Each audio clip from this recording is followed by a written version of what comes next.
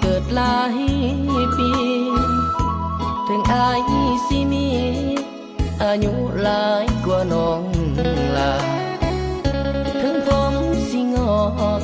เปลี่ยนสียังปรารถนาอายุบ่มีปัญหาแก้วตาอย่าไปสนใจถึงอายสิแก่แต่แก่แบบมีดีกรีลองครบเบิ่งตีหักห้องน้องจะติดใจเขามียี่ห้อคุณภาพสากลสามไว้อยากได้หยัง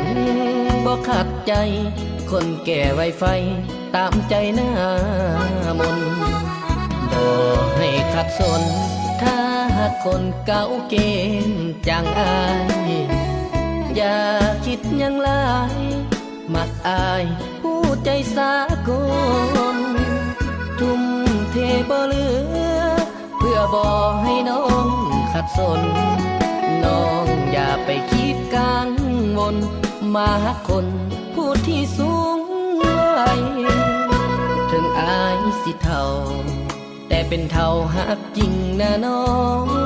งบ่ได้จ้องห้องเพราะหักน้องจนหมดหัวใจบูหานเคยบอกเลี้ยงสั่งน้อยตายจ้อยบ่ได้ใส่เลี้ยงสั่งเท่าดีกว่าขวัญใจสุขเสริญพอได้เอาไว้ขายงาน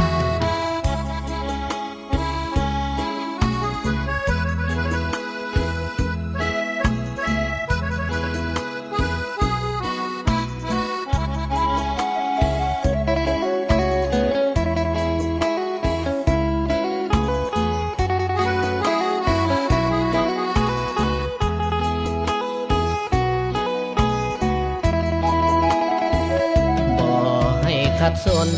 ถ้าหากคนเก่าเกณฑ์จังอายอย่าคิดยังหลายมักอายผู้ใจสากลทุ่มเทบ่เหลือเพื่อบ่ให้น้องขัดสนน้องอย่าไปคิดกังวลมาหักคนผู้ที่สูงวัยถึงอายสิเฒ่าแต่เป็นเท่าหักจริงนะน้องบ่ได้จ้องห้องเพราะหักน้องจนหมดหัวใจบูหานเคยบอกเลี้ยงสั่งน้อยตายจ้อยบ่ได้ใส่เลี้ยงสั่งเท่าดีกว่าขวัญใจสุขเสริญพอได้เอาไว้ขาย